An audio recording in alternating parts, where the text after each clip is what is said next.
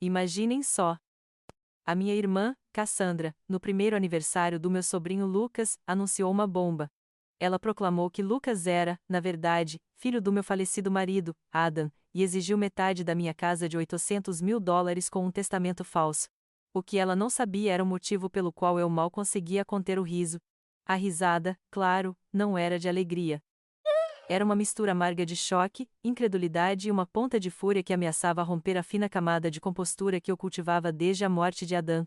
Aquele era o tipo de cena que se via em filmes, não na minha sala de estar, no dia em que o meu pequeno sobrinho celebrava o seu primeiro ano de vida.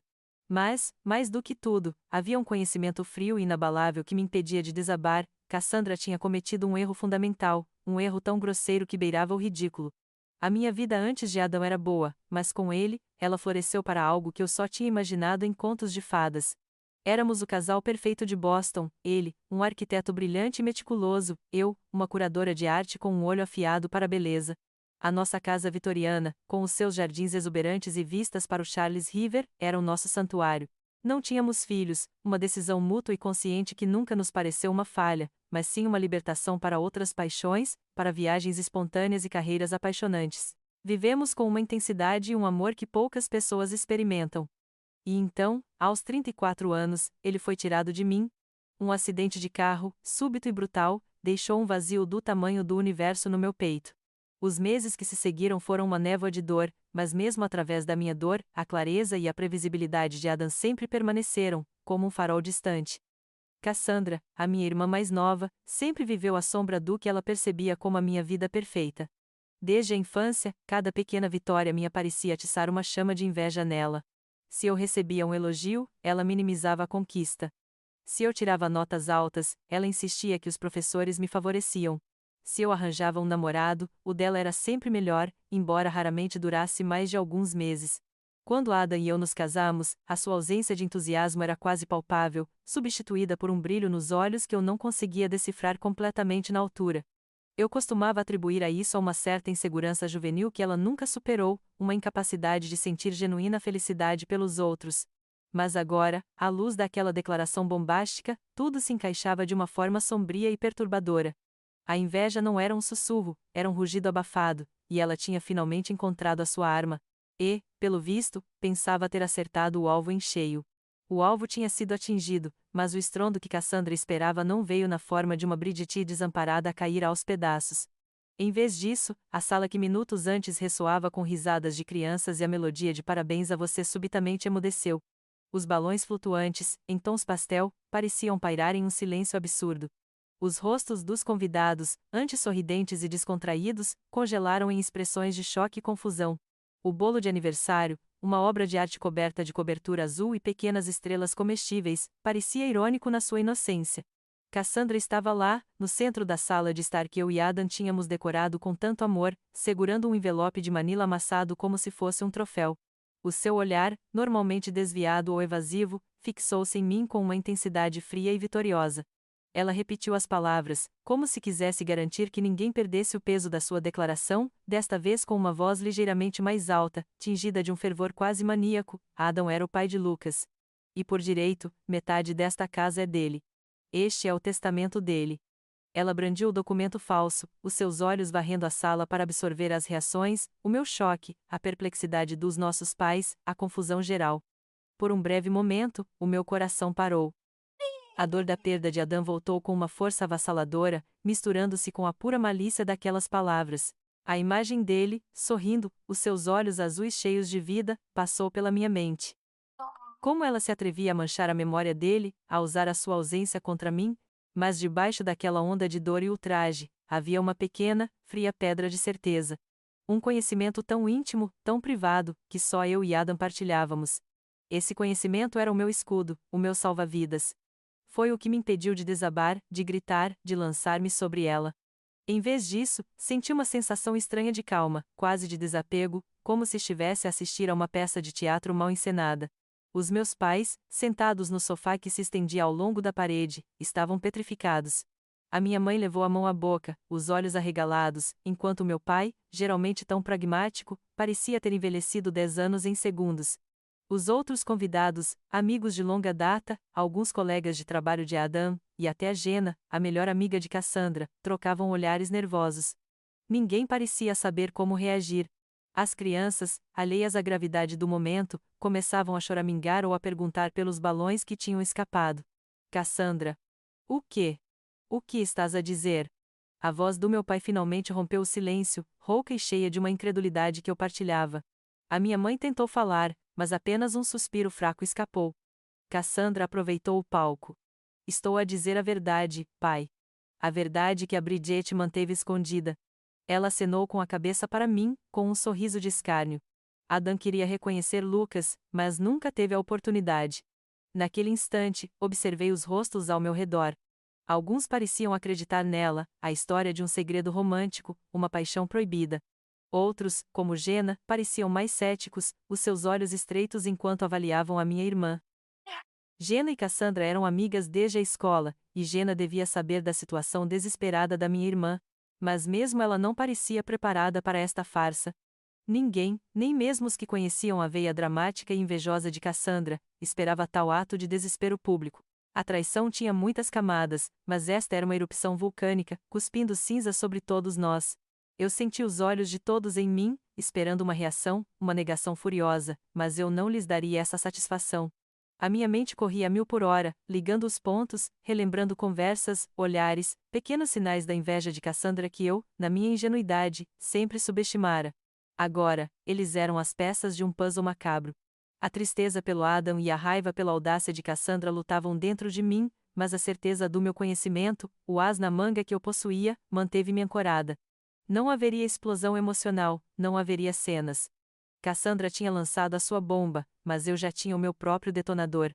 E eu sabia que, quando fosse a hora certa, o meu contra-ataque seria silencioso, cirúrgico e devastador. Naquele momento, diante de uma sala em choque e de uma irmã radiante na sua mentira, a única coisa que me salvou de um colapso total foi a clareza gelada da razão. A dor estava lá, a raiva fervia, mas uma voz calma dentro de mim sussurrava: não agora. Não desta forma. Reagir impulsivamente seria exatamente o que Cassandra esperava, o que ela tinha calculado para me desestabilizar e dar validade à sua farsa. Mas eu tinha uma vantagem, um segredo que aniquilaria cada palavra dela, e eu não o desperdiçaria num acesso de fúria pública. Enquanto os convidados se dispersavam, murmurando condolências e olhares curiosos, eu agi com uma estranha calma. A minha prioridade era Lucas. Certifiquei-me de que ele estava seguro com os meus pais, que pareciam ainda em estado de choque, antes de me retirar para o meu escritório, o santuário onde Adam passava horas a trabalhar e onde eu me refugiava desde a sua partida. O silêncio daquela divisão era um bálsamo, permitindo-me pensar. A minha decisão de não confrontar Cassandra no calor do momento não foi um sinal de fraqueza, mas sim de uma força recém-descoberta, forjada na dor e na resiliência que Adam sempre me ensinara. Eu precisava de provas, de uma estratégia, de cada passo medido e calculado. A chave para desmantelar a teia de mentiras de Cassandra jazia num detalhe íntimo da nossa vida, um que Adam, na sua meticulosidade característica, tinha garantido que fosse irrevogável. 2 anos antes de Lucas sequer ser concebido, Adam tinha feito uma vasectomia. Foi uma decisão mútua, ponderada, parte do nosso planeamento de vida que não incluía filhos biológicos. Lembro-me claramente da consulta, da sua cuidadosa pesquisa sobre o procedimento e da sensação de alívio e liberdade que ambos sentimos ao tornar essa escolha definitiva. Ele até brincou, na altura, sobre como seria a prova irrefutável se algum dia alguém tentasse reivindicar a sua paternidade. Tragicamente, as suas palavras tornaram-se uma profecia. Esse facto, o facto de Adam ser biologicamente incapaz de ser pai de Lucas, era o meu trunfo. Era a bala de prata que furaria a armadura de falsidades da minha irmã. A primeira ação concreta que tomei foi ligar para James Wilson. James era o advogado de Adam há anos, um homem de meia-idade com uma postura séria, mas um olhar gentil. Ele tratou de todos os nossos assuntos legais, desde a compra da casa até a elaboração dos nossos testamentos. A sua voz, do outro lado da linha, era carregada de preocupação quando descrevia os eventos chocantes do aniversário de Lucas. Bridget, estás a dizer que a Cassandra, a tua irmã, está a alegar que Lucas é filho do Adam e tem um testamento a prová-lo?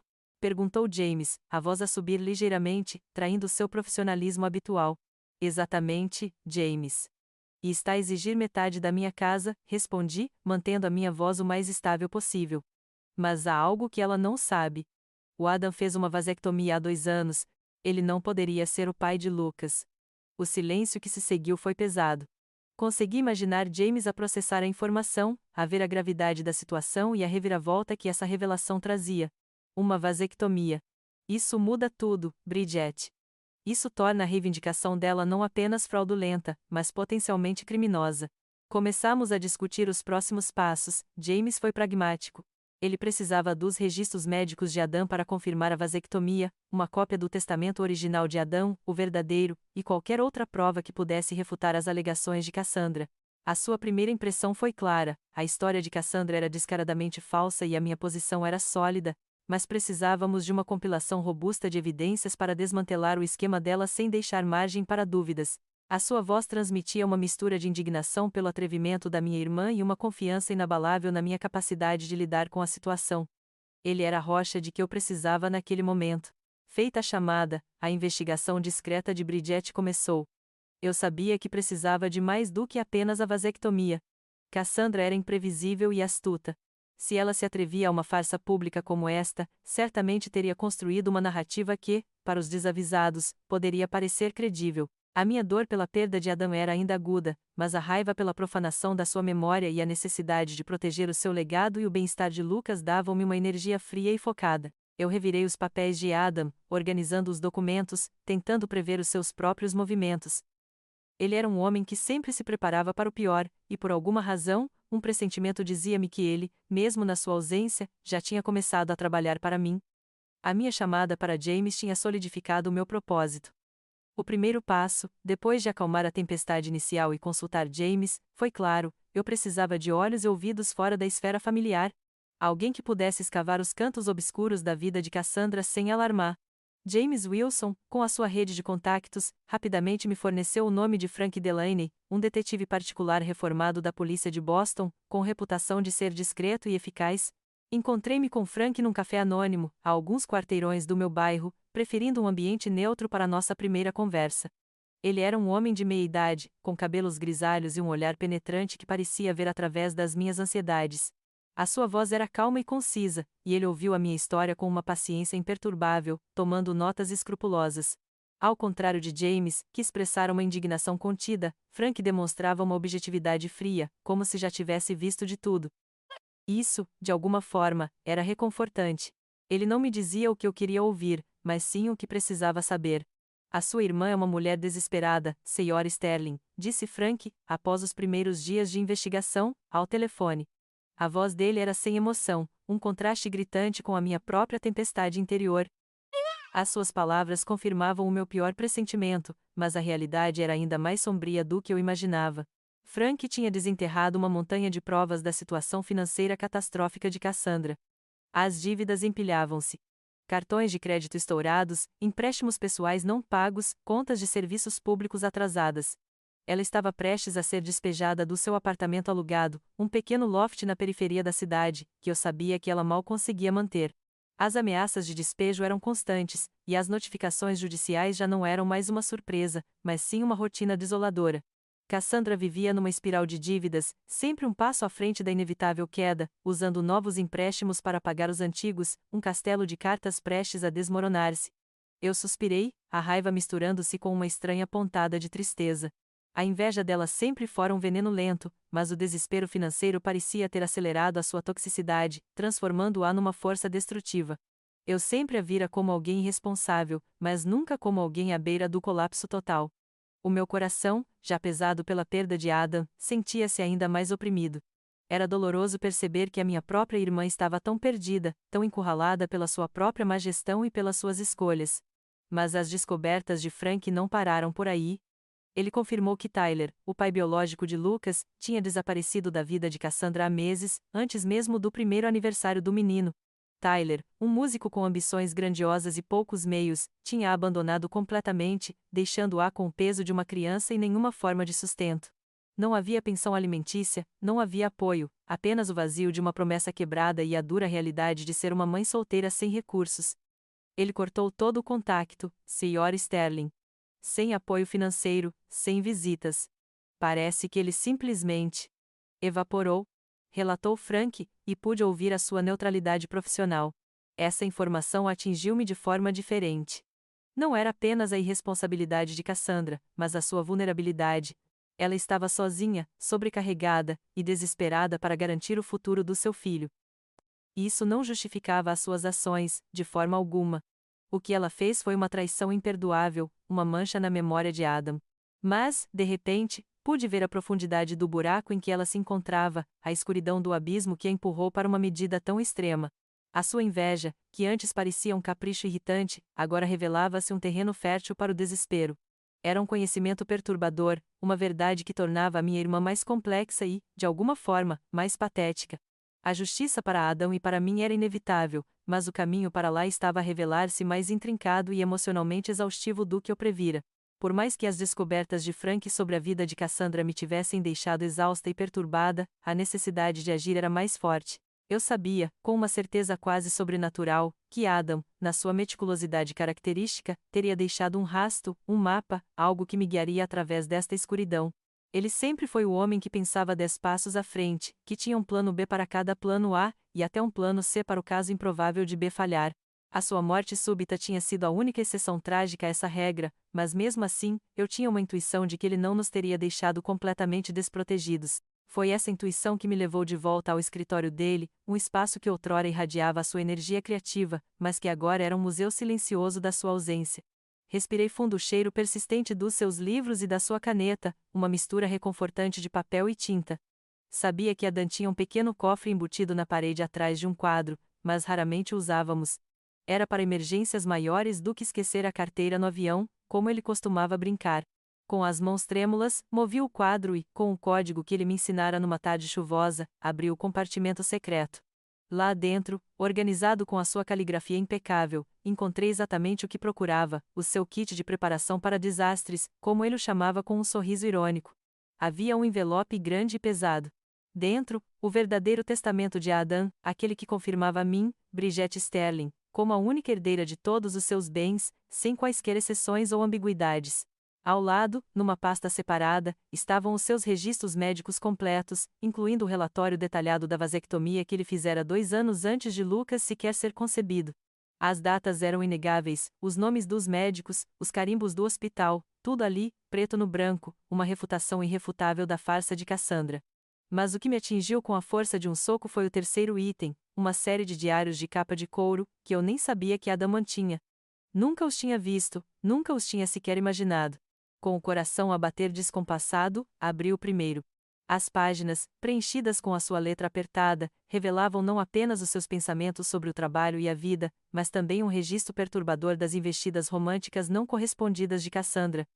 As entradas eram frias, factuais, mas cheias de uma perplexidade que agora me era dolorosamente clara.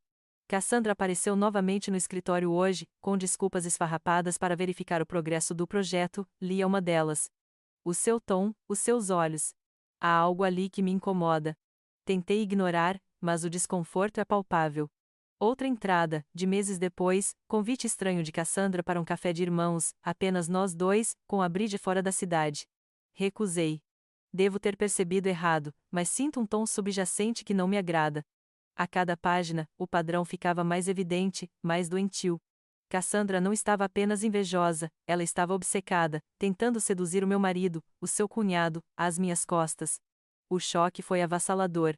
Não era apenas a traição que Cassandra estava a tentar infligir agora, era uma campanha furtiva, de anos, para minar o meu casamento, para tentar roubar o que eu tinha. As palavras de Adam, as suas tentativas educadas de desviar a atenção, a sua confusão registrada nas páginas, tudo aquilo era uma nova forma de dor, mais íntima e suja do que eu podia ter imaginado. Eu senti nojo, uma raiva gélida que me consumia. O homem que eu amava, na sua bondade e ingenuidade, tinha sido um alvo para sua própria irmã. A meticulosidade de Adam, que eu sempre admirei como um dos seus traços mais charmosos e confiáveis, era agora a minha salvação. Ele documentava tudo.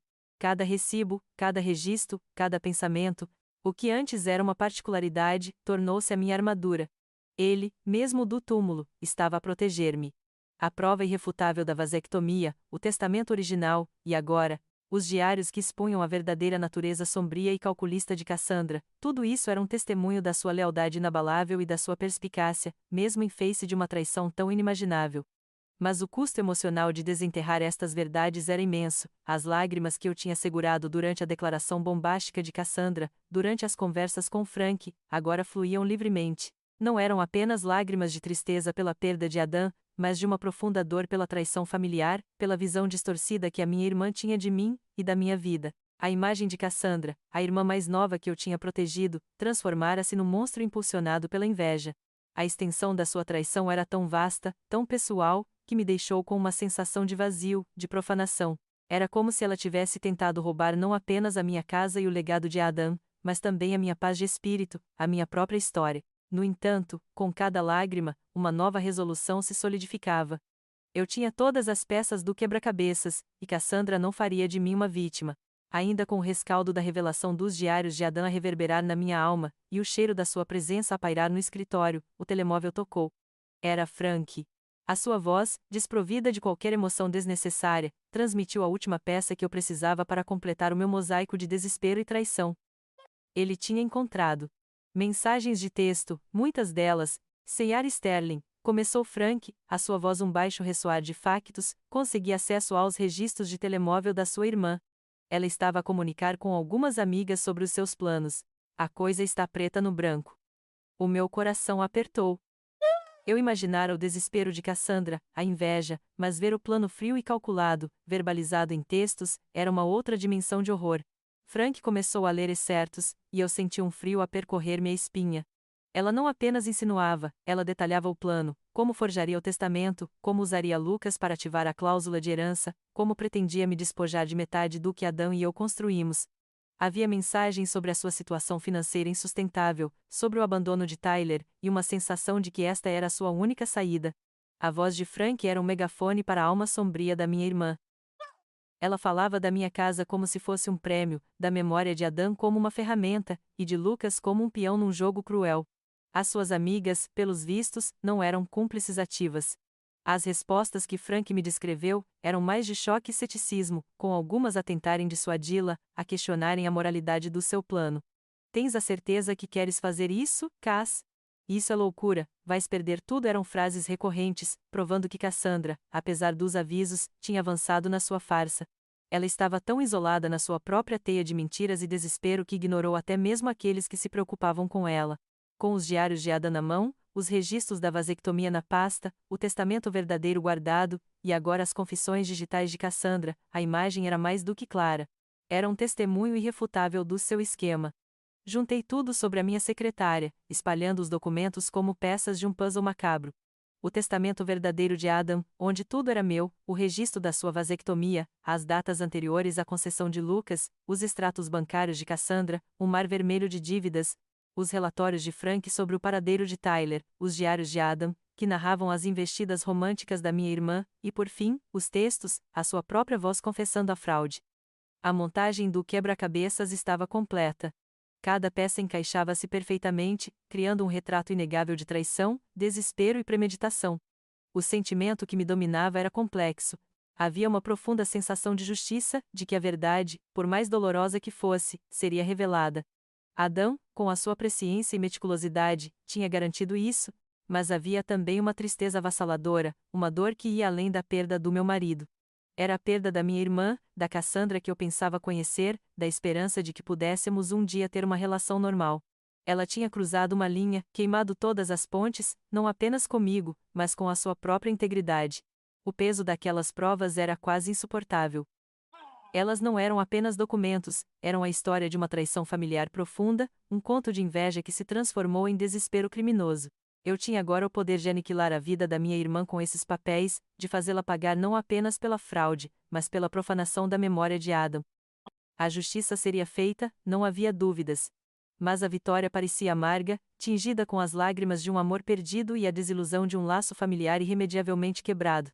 A minha determinação era férrea, mas o coração estava partido em 1000 pedaços. O peso daquelas provas, que outrora me parecia uma arma, começou a sentir-se como um fardo esmagador. Não bastava ter a verdade, eu precisava de saber como usá-la, como empunhá-la sem me desmoronar no processo. A minha raiva era um incêndio, a dor pela perda de Adam um abismo, e a traição de Cassandra uma ferida supurada. Era evidente que, para além da estratégia legal, eu precisava de um mapa emocional para navegar por esta tempestade. Foi por isso que, na manhã seguinte, liguei para Dra. Laurel Shin, a terapeuta que James Wilson tinha recomendado, conhecida pela sua especialização em trauma e dinâmica familiar. O consultório da Dra. Shin era um refúgio de calma, decorado em tons suaves de verde e azul, com uma janela grande que dava para um pequeno jardim zen. Sentei-me no seu sofá confortável, sentindo o nó no meu estômago apertar. Não foi fácil abrir-me. As palavras pareciam presas na minha garganta, uma mistura de vergonha, fúria e uma tristeza paralisante. Mas a Dra. Shin ouviu pacientemente, os seus olhos gentis e compreensivos, a sua postura transmitindo uma serenidade que eu ansiava. Contei-lhe tudo, a minha vida com Adam, a sua morte, o anúncio chocante de Cassandra, a investigação, e a descoberta do kit de desastres de Adam, incluindo os diários. É uma carga imensa, Bridget. Ela disse, a sua voz suave e empática.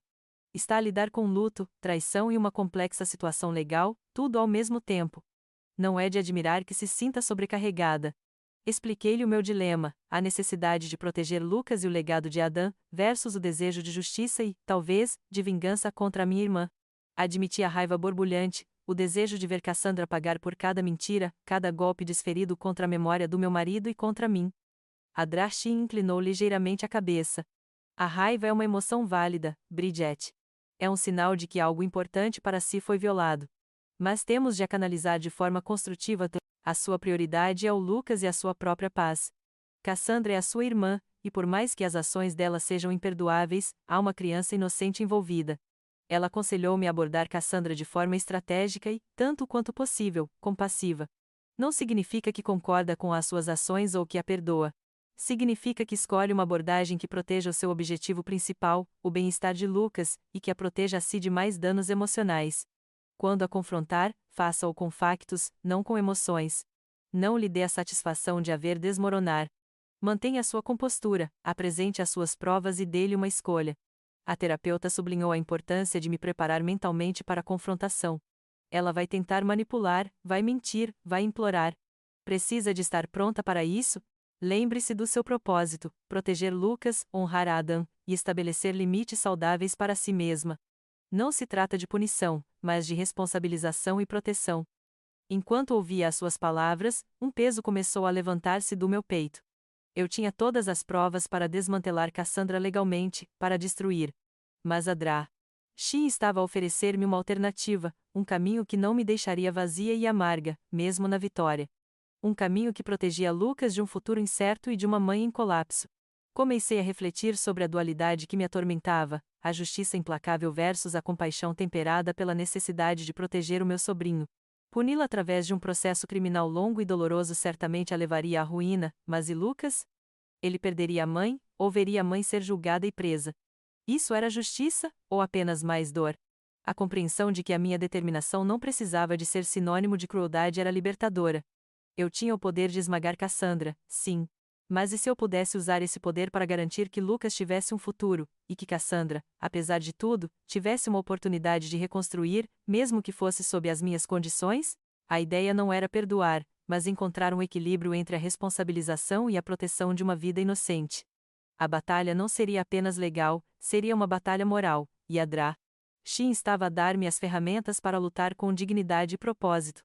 Eu sairia do consultório da Dra. Shin não apenas com um plano, mas com uma convicção renovada.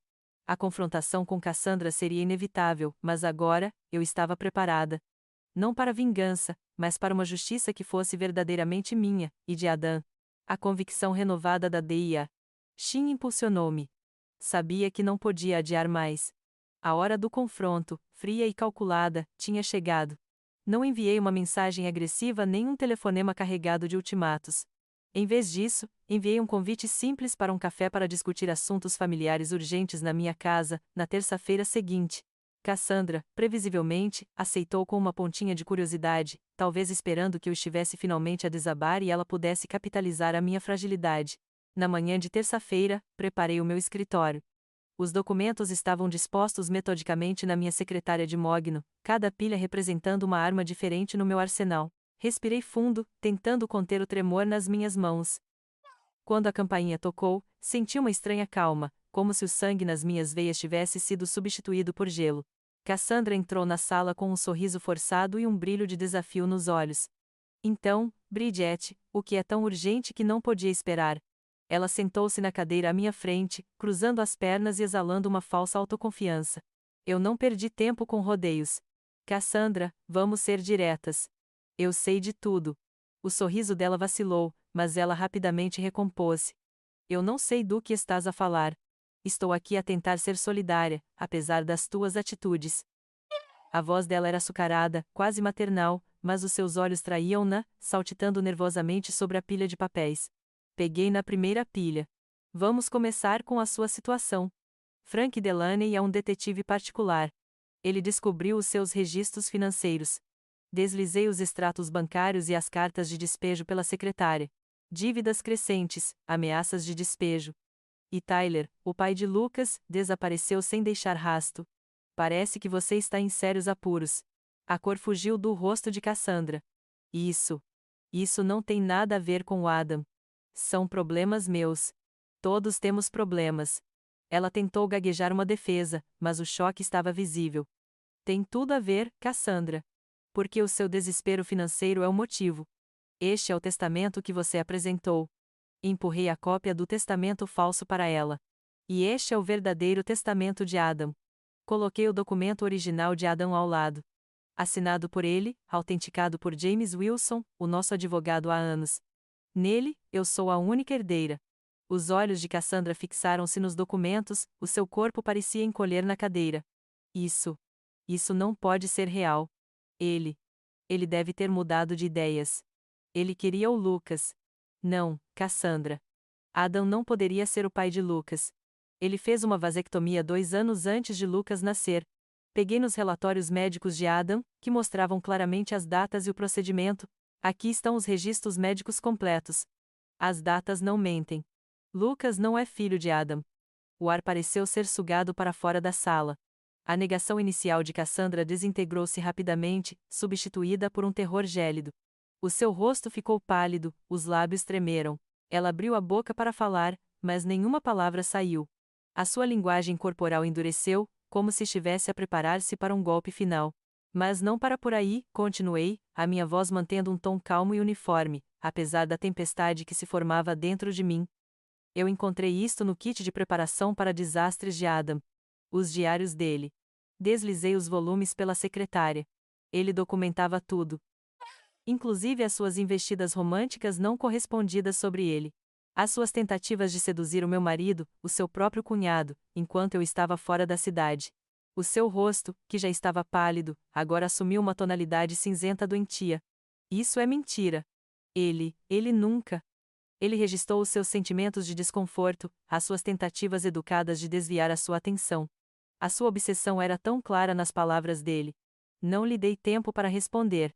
Peguei na última pilha de documentos. E finalmente, Frank Delaney conseguiu acesso aos seus registros de telemóvel. As mensagens de texto que enviou aos seus amigos, detalhando o seu plano de fraude. Como iria forjar o testamento, como iria usar Lucas para ativar uma cláusula de herança, como pretendia roubar-me metade da minha casa. Entreguei-lhe as transcrições das mensagens. Os seus olhos varreram as páginas, e eu pude ver cada palavra, cada frase dela, a perfurar a sua armadura. Ela viu as respostas das amigas, as suas tentativas de dissuadi-la, e a sua própria determinação em seguir em frente. A respiração de Cassandra tornou-se superficial, o seu peito subia e descia rapidamente. As suas tentativas desesperadas de manipulação desapareceram, o seu corpo começou a tremer incontrolavelmente. A mulher altiva e confiante que tinha entrado no meu escritório desintegrou-se diante dos meus olhos, revelando uma criatura assustada e desesperada. Eu não. A sua voz era um mero sussurro, as palavras presas na garganta. Lágrimas começaram a escorrer pelo seu rosto, silenciosamente, manchando as bochechas. Não eram lágrimas de arrependimento, mas de desespero por ter sido apanhada. Cassandra, disse eu, inclinando-me ligeiramente, a minha voz mais firme agora. Você não tem saída. Eu tenho todas as provas. A vasectomia de Adão, o seu testamento verdadeiro, os seus diários, as suas mensagens de texto, os seus problemas financeiros, o abandono de Tyler. Posso ir à polícia agora mesmo. Enfrentaria acusações criminais por fraude, falsificação de documentos, e talvez até por tentativa de extorsão. Você iria para a prisão. Lucas seria levado, talvez para a família de Tyler, talvez para o sistema de assistência social. A sua vida, como a conhece, seria destruída. Deixei as minhas palavras pairarem no ar. O cheiro da derrota dela era quase palpável. Ou, continuei, podemos fazer isto de outra forma. Tenho uma proposta. Uma que protege Lucas, oferece a você uma chance de reconstruir a sua vida, e dá-lhe alguma dignidade, por mais que não a mereça. O seu olhar levantou-se para encontrar o meu, cheio de medo e uma ponta de esperança moribunda. A escolha é sua, Cassandra. Enfrentar a justiça criminal e perder tudo, ou aceitar um acordo que te protege do pior, sob as minhas condições. O silêncio que se seguiu à minha oferta foi preenchido apenas pela respiração ofegante de Cassandra. Os seus ombros desabaram, a sua postura desafiadora evaporou-se como fumo. Aquela máscara de autoconfiança que ela ostentava, tão cuidadosamente construída, rachou e esfacelou-se diante dos meus olhos. Não houve mais negação, nem tentativas de manipulação. A verdade, implacável e nua, tinha finalmente a subjugado. Ela estava ali, encurralada, um animal ferido. As lágrimas que antes pareciam ser de frustração ou raiva, agora fluíam de uma nascente mais profunda de desespero. Não eram lágrimas de arrependimento pelo que tinha feito a mim, ou a Adam, mas sim um lamento patético pela sua própria situação, pela sua derrota inevitável. Eu não tinha para onde ir, Bridget, ela murmurou, a voz quase inaudível, um sussurro rouco que parecia vir de um lugar de exaustão absoluta. Estava perdida. Não sabia mais o que fazer. A cada palavra, a parede que ela tinha erguido à sua volta começou a ruir, revelando a cratera de desespero que jazia por baixo. Ela começou a falar, inicialmente hesitante, depois com uma torrente de palavras que pareciam ter estado presas dentro dela por anos. Sempre foi assim, não foi? Tu sempre tiveste tudo.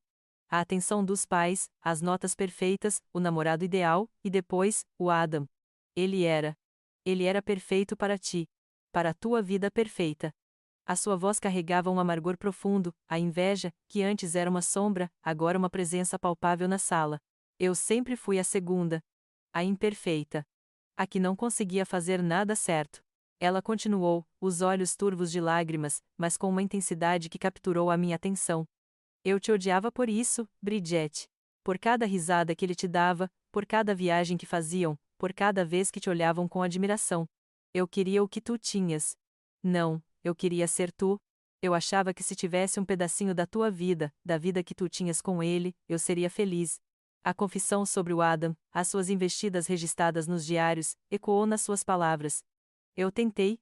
Tentei fazer com que ele me notasse, sim. Eu achava que se ele visse algo em mim, talvez eu tivesse valor. Mas ele nunca olhou para mim. Nunca. Era sempre, Bridget isto, Bridget aquilo. A dor daquelas palavras atingiu-me de uma forma que eu não esperava. Não era raiva pela sua traição, mas a tristeza por um amor de irmã que nunca existiu de forma saudável. Ver a profundidade da sua inveja, tão corrosiva e destrutiva, era como olhar para uma ferida aberta. Ela então se voltou para o seu desespero financeiro. Quando Tyler me abandonou, quando as contas começaram a acumular-se e eu não tinha como pagar o aluguel, quando percebi que iríamos para a rua, eu e o Lucas, eu entrei em pânico, Bridget. Eu vi a tua casa.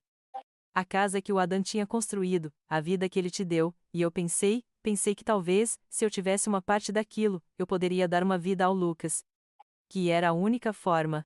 A sua voz embargou, revelando a total vulnerabilidade que ela tentara esconder por trás de uma fachada de crueldade. Eu sabia que era errado. Deus, eu sabia. Mas eu estava desesperada. Realmente desesperada. Não via outra saída. Eu achei que ninguém descobriria. Que com a morte do Adam, seria fácil. Que tu estarias demasiado fragilizada para lutar. A admissão de que ela considerava o esquema a única solução era assustadora na sua crueza.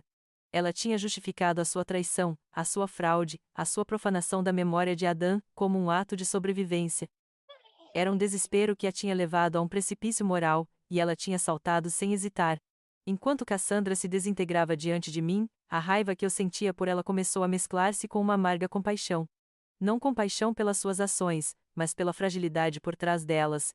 Pela mulher quebrada que ela se tinha tornado, consumida pela inveja e pelas suas próprias escolhas erradas. A sua vulnerabilidade era palpável, mas isso não diminuía a gravidade da sua traição.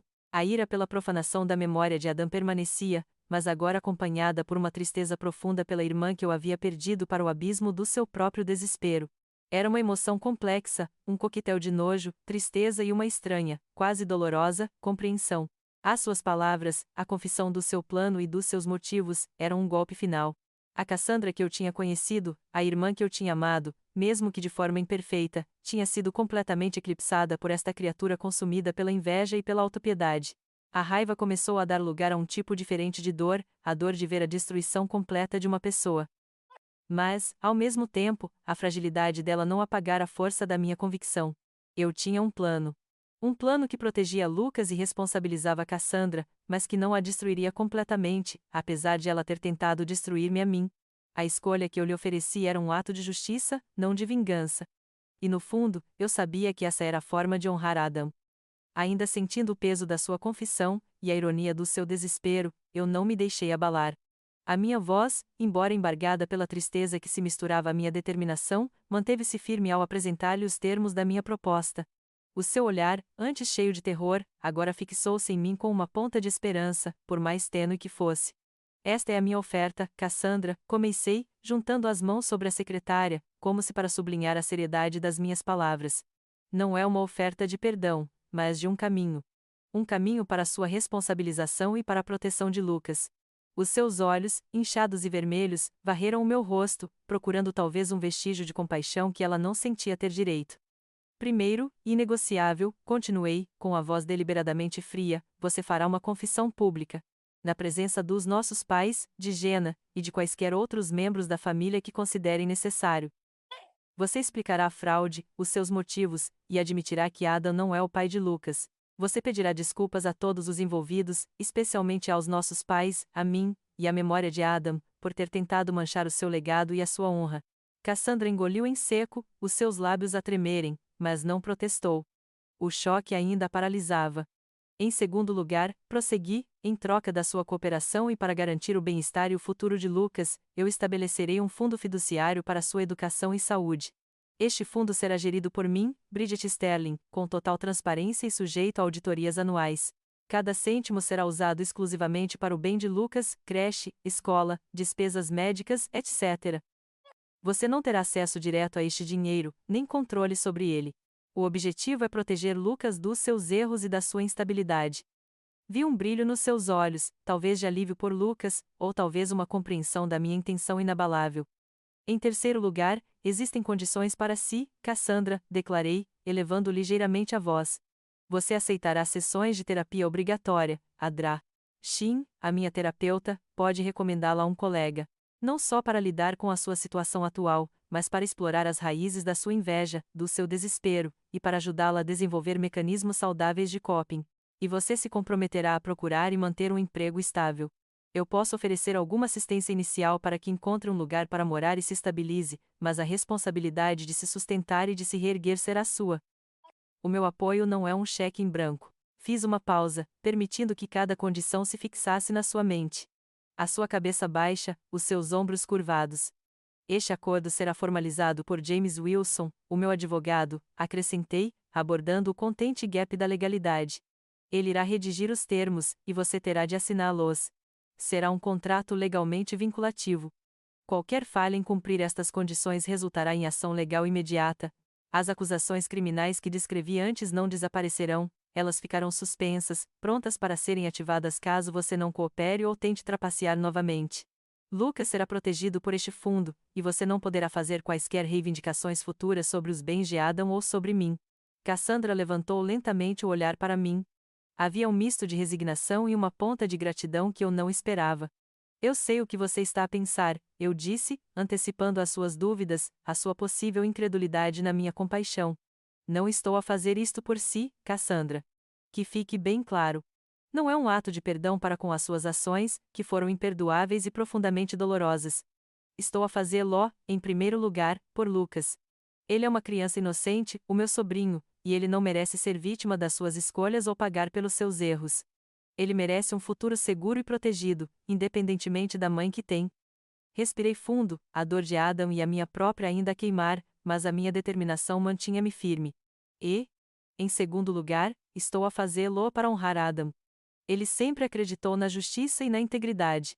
Vê-la na prisão, com a sua vida desfeita e Lucas no sistema de assistência social, não traria Adam de volta. Não apagaria a sua dor. A verdadeira justiça, para mim, é garantir que Lucas tenha um futuro, que o legado de Adam seja respeitado e que você seja responsabilizada pelos seus atos, mas com a oportunidade de reconstruir, mesmo que isso signifique viver com as consequências das suas ações pelo resto da vida. É um ato de justiça, Cassandra, não de vingança. A vingança teria um sabor amargo. Isto é sobre reconstruir, por mais que me custe. O silêncio voltou a pairar no escritório, mais denso desta vez. Era o silêncio da derrota, da aceitação forçada, mas também, talvez, o início de uma compreensão.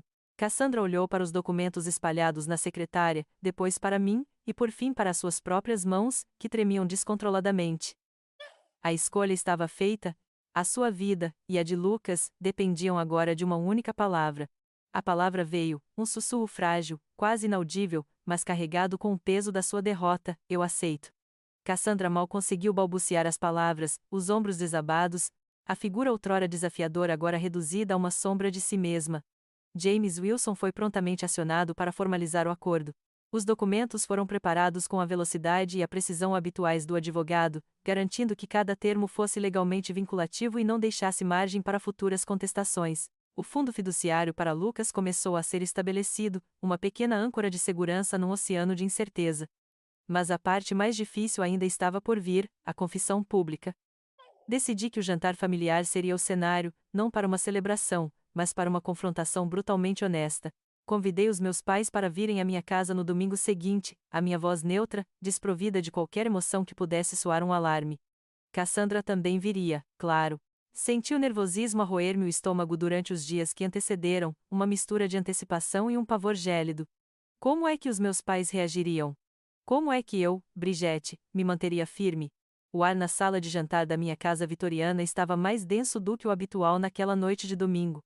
Os pais sentaram-se em frente um do outro, com Cassandra e eu em lados opostos da mesa. Os arranjos de flores que eu tinha colocado para amenizar o ambiente pareciam estranhamente inadequados, quase cínicos.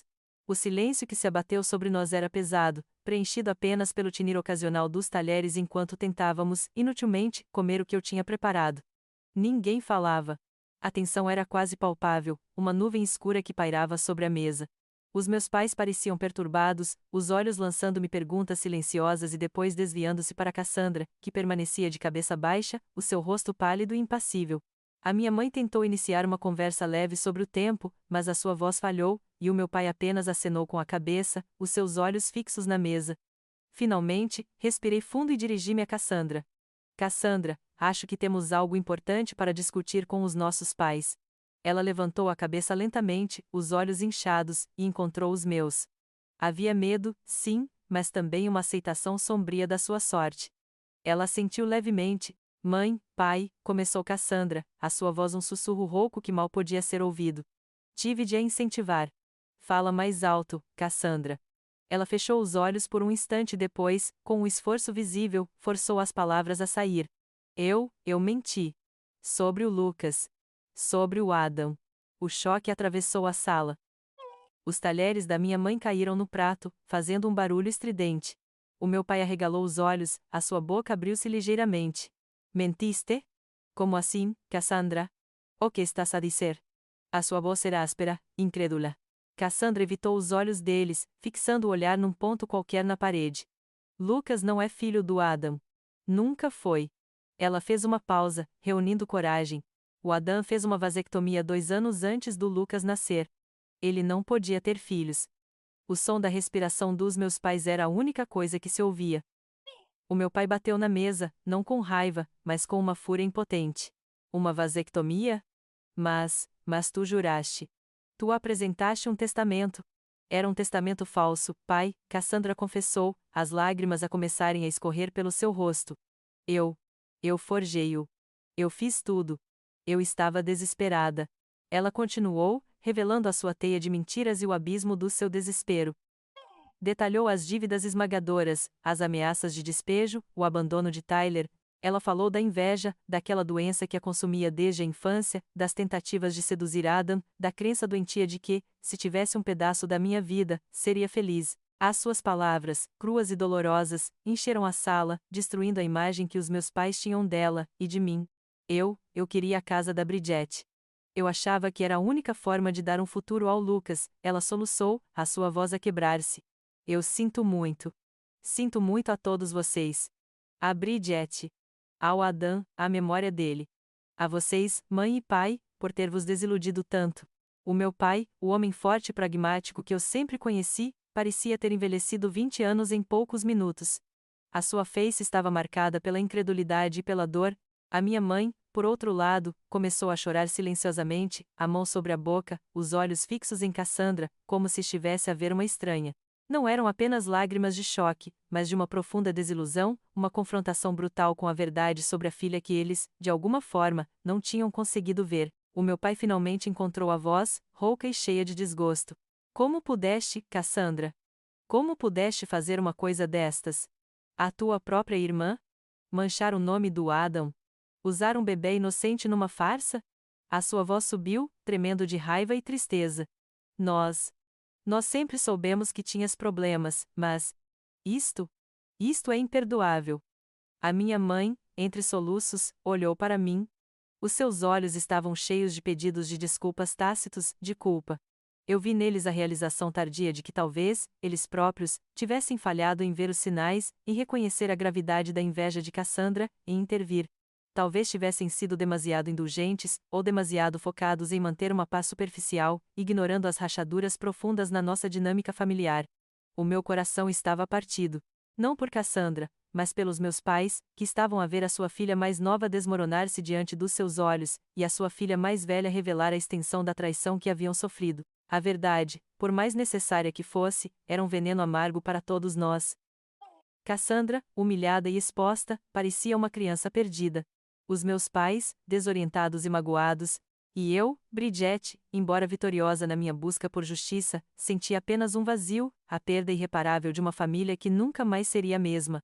A honestidade que eu tanto procurava tinha sido alcançada, mas o preço, eu sabia, seria sentido por muito, muito tempo.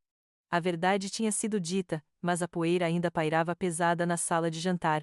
Era minha vez de limpar a confusão, de estabelecer as novas regras de um jogo que eu nunca quis jogar. Enquanto Cassandra soluçava baixinho e os meus pais se esforçavam para processar a magnitude da revelação, eu senti uma estranha clareza. A dor ainda me consumia, mas a minha determinação era mais forte. Esta noite marca um ponto de viragem, declarei, a minha voz calma e firme, cortando o ar denso. Cassandra, o acordo que assinamos será cumprido. Você frequentará a terapia, procurará um emprego estável e não tentará mais enganar ninguém. A sua relação comigo, a partir de agora, será estritamente limitada às questões relativas a Lucas. Não haverá lugar para manipulação, inveja, ou tentativas de minar a minha vida ou a memória de Adão. Se alguma dessas condições for quebrada, as consequências serão graves e imediatas. Cassandra não levantou a cabeça, apenas assentiu, os ombros a tremerem. Ela estava quebrada, e o silêncio era a sua única resposta. Não havia resistência, apenas a aceitação da sua derrota. Depois, voltei-me para os meus pais. Os seus rostos estavam pálidos, marcados pela dor e pela confusão. A minha mãe ainda segurava a mão sobre a boca, enquanto meu pai esfregava as têmporas, os olhos fixos na mesa. Mãe, pai, comecei, a minha voz suavizando um pouco, mas mantendo a firmeza. A Cassandra revelou a verdade sobre o que aconteceu. Mas há outra verdade que precisamos de enfrentar. A dinâmica da nossa família sempre esteve desequilibrada. A inveja da Cassandra não surgiu do nada, ela foi cultivada, talvez, pela forma como ignoramos certos sinais, como tentamos manter uma paz superficial em vez de confrontar os problemas reais. Houve um choque inicial, uma visível tensão nos seus corpos.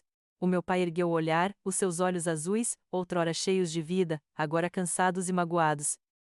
Bridget, o que estás a dizer, que é culpa nossa? Não estou a atribuir culpas, pai. Estou a pedir responsabilidade, respondi, com uma pontada de tristeza.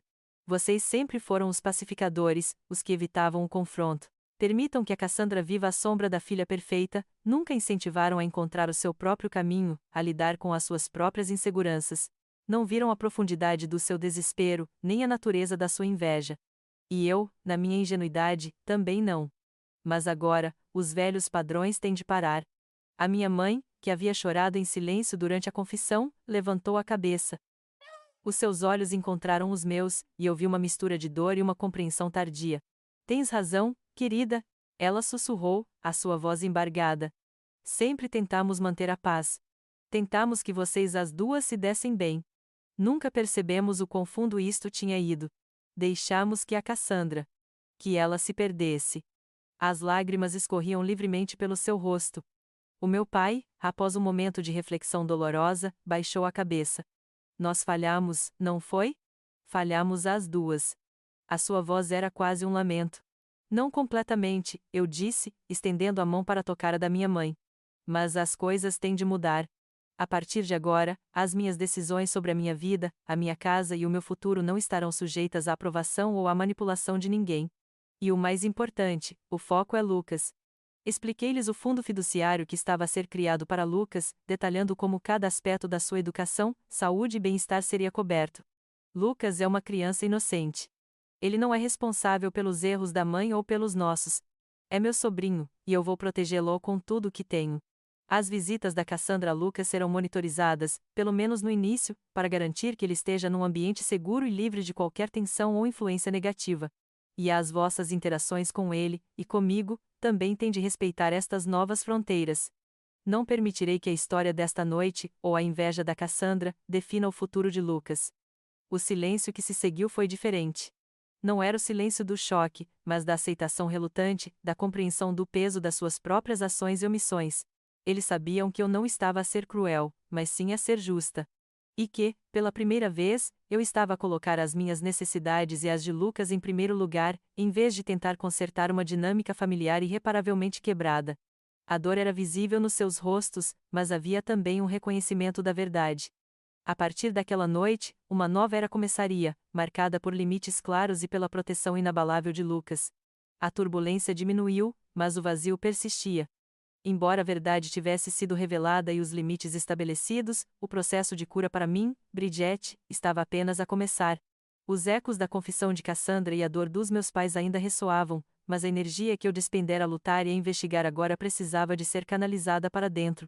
Foi James Wilson, o meu advogado, quem sugeriu que eu procurasse um grupo de apoio a pessoas em luto. Eu estava cética. Parecia-me que compartilhar a minha dor com estranhos seria um ato de fraqueza, mas, desesperada por algum alívio, aceitei. O grupo reunia-se numa pequena igreja no South End, e a primeira noite foi avassaladora.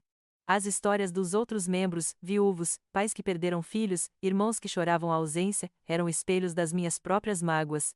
No início, eu apenas ouvia, a garganta apertada, as lágrimas contidas. Mas com o tempo, a empatia na sala era tão palpável que me permitiu, pela primeira vez desde a morte de Adam, soltar a minha própria dor sem medo de ser julgada. Falei sobre Adam, sobre a nossa vida, sobre o buraco que a sua ausência deixara. E, eventualmente, falei sobre a traição de Cassandra, não com a raiva que antes me consumia, mas com uma tristeza resignada. O grupo ensinou-me que o luto não era um estado a ser superado, mas uma parte de mim a ser integrada. Descobri que falar sobre a dor, e não fugir dela, era o único caminho para a cura genuína. A cada sessão, sentia um pequeno peso ser levantado, uma nova camada de resiliência a formar-se. Enquanto procurava formas de honrar a memória de Adam, lembrei-me da sua paixão pela arquitetura e pelo planeamento urbano, do seu desejo de construir espaços que inspirassem e servissem a comunidade. Essa recordação acendeu uma luz. Decidi canalizar a minha energia e os recursos que ele me deixara para algo significativo. Com a ajuda de James, estabeleci a Fundação Adam Sterling para o Design Sustentável. O objetivo era financiar projetos de arquitetura inovadores e sustentáveis em Boston, focados na revitalização de espaços urbanos e na criação de habitações acessíveis e ecológicas. A fundação não era apenas um tributo, era uma extensão do seu legado, permitindo que a sua visão de um futuro melhor continuasse a florescer. Mergulhar no trabalho da fundação, ver as sementes dos projetos de Adam a germinar, encheu-me de um propósito renovado. Era como se ele ainda estivesse ali, a guiar-me. Meses depois, a vida começou a assumir uma nova textura. Os risos voltaram a soar na casa vitoriana, muitas vezes trazidos por Lucas, cuja presença era um lembrete constante da inocência e da esperança. Eu ainda sentia falta de Adam todos os dias, mas a dor já não era uma ferida aberta, mas uma cicatriz, um testemunho da profundidade do nosso amor. Comecei a sair novamente, a frequentar eventos de arte e, por vezes, jantares com amigos. Em um desses eventos, conheci Michael. Ele era um professor universitário, com olhos gentis e um humor subtil. As nossas primeiras conversas eram cautelosas, cheias de histórias sobre as nossas vidas e os nossos passados complexos. Senti uma familiaridade, uma facilidade que eu não esperava. A princípio, hesitei. A ideia de abrir o meu coração novamente parecia uma traição à memória de Adão, mas as lições do grupo de luto e a sabedoria da Drou Shin ecoavam: o amor não é finito, e permitir-me sentir alegria novamente não diminuía o que eu sentia por Adam. Era apenas um novo capítulo, um sinal de que a vida, afinal, continuava, e que o meu coração, embora marcado, ainda tinha espaço para crescer e florescer. À medida que o meu coração, outrora tão frágil, começava a encontrar uma nova batida, percebi que a verdadeira cura não residia apenas em seguir em frente, mas em compreender as profundas lições que a dor e a traição me tinham imposto. As cicatrizes estavam lá, gravadas na minha alma, mas já não latejavam com a mesma intensidade. Em vez disso, transformaram-se em lembretes silenciosos de uma resiliência que eu nem sabia possuir. A vida, com a sua brutal honestidade, tinha me forçado a enfrentar os abismos mais sombrios da minha própria família, e eu tinha emergido, não ilesa, mas inquebrável. A importância da resiliência manifestou-se em cada passo que dei. Desde o momento em que Cassandra lançou a sua bomba na festa de Lucas, a minha escolha de não desabar publicamente, de não ceder à raiva imediata, foi um ato de autodefesa. Eu aprendi que a força não está em nunca cair, mas em levantar-se, reorganizar-se e lutar com inteligência. A dor da perda de Adão foi o meu batismo de fogo, e a traição de Cassandra, a prova de que eu podia suportar o impensável e ainda assim manter a minha integridade. A capacidade de me adaptar, de procurar ajuda legal e terapêutica, de construir um plano em meio ao caos, tudo isso era resiliência em ação. Era a arte de sobreviver e, eventualmente, de prosperar, mesmo quando o mundo parecia conspirar contra mim. Juntamente com a resiliência, a experiência sublinhou a necessidade vital de estabelecer limites claros. Com os meus pais, com Cassandra, e até mesmo comigo mesma. Eu tinha passado grande parte da minha vida a tentar agradar, a suavizar os conflitos, a manter uma fachada de harmonia familiar que, na verdade, era frágil e enganosa.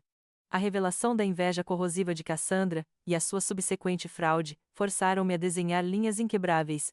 Não se tratava de crueldade, mas de autopreservação. Percebi que amar alguém não significa permitir que essa pessoa o magoe repetidamente. Significa proteger o seu próprio espaço, a sua própria paz, e garantir que a sua energia seja investida em relações que o edifiquem, não que o esgotem.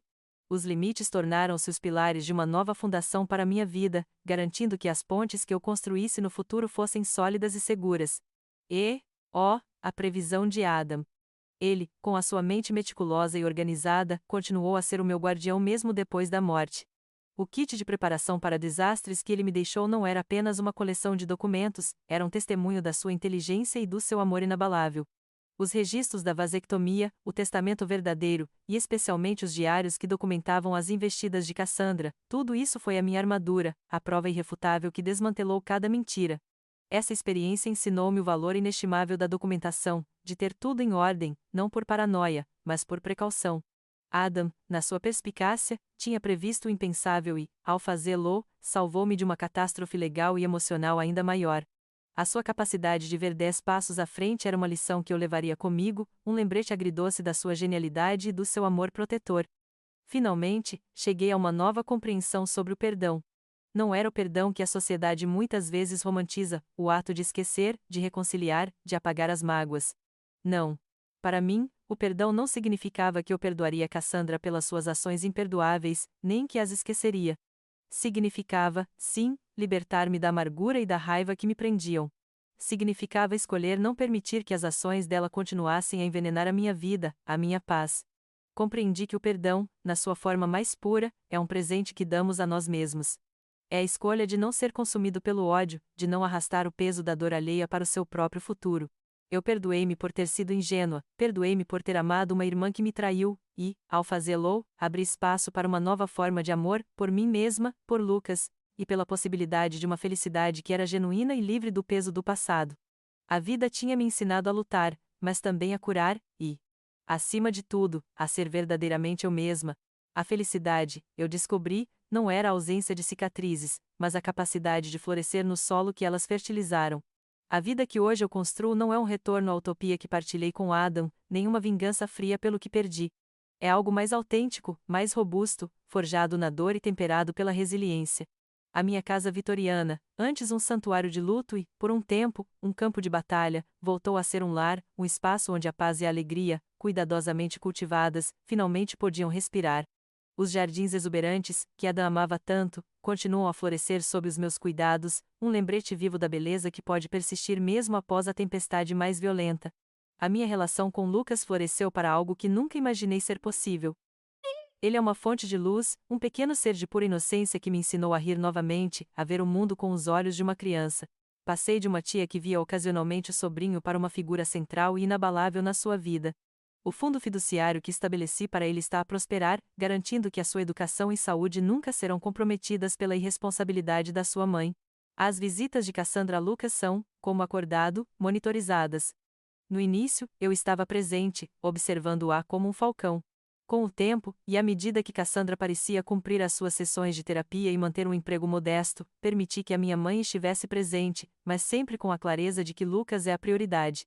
Eu ensino Lucas sobre Adam, não como um pai ausente, mas como um homem bom cujo legado ele, Lucas, ajuda a preservar. Partilhamos risadas e leituras de livros infantis no meu colo, e em cada abraço apertado, sinto o verdadeiro significado de proteger e nutrir. Ele não será vítima das mentiras, nem da inveja que um dia consumiu a sua mãe. Cassandra, por sua vez, está a cumprir os termos do nosso acordo. A terapia parece estar a ajudá-la a desvendar as camadas do seu desespero e da sua inveja. Não estamos, e talvez nunca estaremos, reconciliadas no sentido tradicional. Os limites que estabeleci são firmes e claros, e são a única forma de preservar a sanidade para todos nós. Ela reconhece a sua derrota, e há uma quietude nela que não existia antes, não de paz, talvez, mas de exaustão, de aceitação da realidade das suas escolhas. Os meus pais, embora ainda magoados e desiludidos, também começaram o seu próprio processo de aceitação, e de alguma forma, o nosso relacionamento, embora mais honesto, tornou-se mais forte, construído sobre a verdade, e não sobre a negação. E depois a Michael. Ele entrou na minha vida de forma tão discreta quanto o seu próprio temperamento. Não foi uma paixão avassaladora, mas uma amizade que gradualmente se aprofundou. Ele entendeu o meu luto, respeitou a memória de Adão, e nunca tentou preencher um vazio que sabia que era único. Em vez disso, ele trouxe a sua própria luz, a sua calma presença e o seu humor sutil. Os jantares que partilhávamos, as conversas sobre arte e literatura, as caminhadas pelo parque, tudo se tornou um porto seguro onde o meu coração, hesitante, podia começar a se abrir novamente. Ele é diferente de Adam, claro, não há comparações, apenas a aceitação de um novo amor que tem a sua própria forma e ritmo. Com Michael, aprendi que o amor pode ser um rio que continua a fluir, mesmo depois de uma barragem ter sido quebrada, encontrando novos caminhos e paisagens. É um amor que não apaga o passado, mas o integra, adicionando uma nova melodia à sinfonia da minha vida. A Fundação Adam Sterling para o Design Sustentável floresceu sob a minha liderança e a paixão da equipa que reunimos. Ver os projetos de Adam a ganharem vida, a transformarem comunidades e a honrarem a sua visão de um mundo melhor, é uma fonte de profunda satisfação. É a minha forma de manter a sua memória viva, não como um fantasma do passado, mas como uma força contínua para o bem. Através deste trabalho, e através de Lucas, Adam continua a ser uma parte da minha vida, um guia silencioso que me lembra a importância da integridade e da beleza. A jornada foi longa e árdua, marcada por perdas, traições e uma dor quase insuportável. Mas em cada desafio, descobri uma camada mais profunda de mim mesma. Eu sou Brigitte, uma mulher que perdeu muito, mas que ganhou ainda mais, a clareza de quem sou, a coragem para estabelecer os meus limites, e a capacidade inabalável de amar e de encontrar a felicidade, mesmo nas circunstâncias mais improváveis. A vida não é perfeita, e as cicatrizes persistem, mas agora, elas são um testemunho não da minha fragilidade, mas da minha inquebrável força. O futuro não é uma promessa de ausência de dor, mas uma tela em branco, pronta para ser preenchida com novas cores, novos amores, e uma definição de felicidade que é, finalmente, inteiramente minha.